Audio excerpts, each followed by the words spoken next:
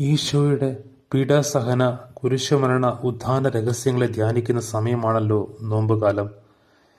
ത്യാഗത്തിലൂടെയും പ്രാർത്ഥനയിലൂടെയും പ്രായശ്ചിത്ത പ്രവൃത്തികളോടെയും ഒരുങ്ങേണ്ട സമയം.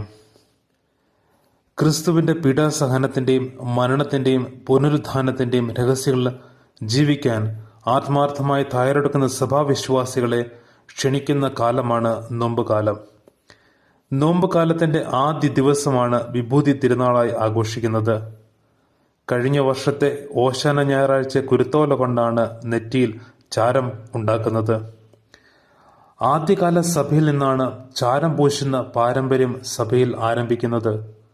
അക്കാലത്ത് പെസഹ വ്യാഴാഴ്ച അനുരഞ്ജന കൂദാശ സ്വീകരിക്കുന്നതിനായി ആളുകൾ തലയിൽ ചാരം പൂശുകയും ഒരു പശ്ചാത്താപ ശീലം സമൂഹത്തിനു മുന്നിൽ അവതരിപ്പിക്കുകയും ചെയ്തു.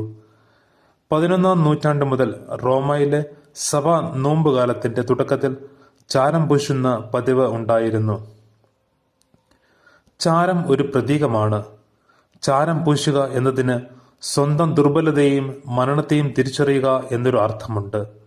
അത് ദൈവത്തിന്റെ കരുണയാൽ വീണ്ടെടുക്കേണ്ടതാണ്. കേവലം ബാഹ്യമായ ഒരു ആംഗ്യത്തിൽ നിന്ന് വ്യത്യസ്തമായി സ്നാനമേറ്റ ഓരോ വ്യക്തിയും നോമ്പുകാല യാത്രയിൽ അനുഗമിക്കാൻ വിളിക്കപ്പെടുന്ന അനുതാപമുള്ള ഹൃദയത്തിന്റെ മനോഭാവത്തിന്റെ അടയാളമായി ഈ പാരമ്പര്യം സഭയിൽ തുടരുന്നു.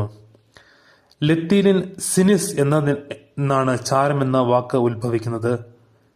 തീ കൊണ്ട് എന്തെങ്കിലും ജ്വലിക്കുന്നതിനെ ഇത് പ്രതിനിധീകരിക്കുന്നു.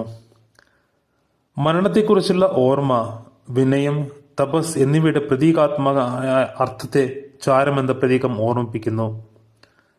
ചാരം വിനയത്തിന്റെ അടയാളമായി ക്രിസ്ത്യാനിയെ അവന്റെ ഉത്ഭവത്തെക്കുറിച്ചും അവന്റെ അവസാനത്തെക്കുറിച്ചും ഓർമ്മിപ്പിക്കുന്നു.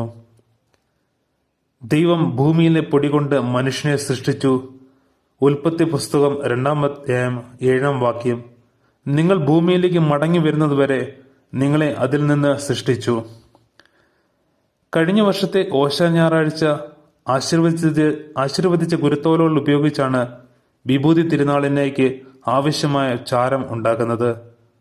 ഇവ വിശുദ്ധ ജലം തളിച്ച് ആശീർവദിക്കുകയും ധൂപിക്കുകയും ചെയ്യുന്നു. വിശുദ്ധ കുർബാന മധ്യേ വചനപ്രഘോഷണത്തിന് ശേഷമാണ് നെറ്റിയിൽ ചാരം പൂശുന്നത്. നെറ്റിയിൽ ആശീർവദിച്ച ചാരം ഉപയോഗിച്ച് കുരിശടയാളം വരയ്ക്കുന്നു. നിങ്ങൾ പൊടിയാണെന്നും പൊടിയിലേക്ക് തന്നെ മടങ്ങുമെന്നും ഓർമ്മിപ്പിക്കുന്ന വാക്കുകൾ കാർമ്മികൻ ഉപയോഗിക്കുന്നു.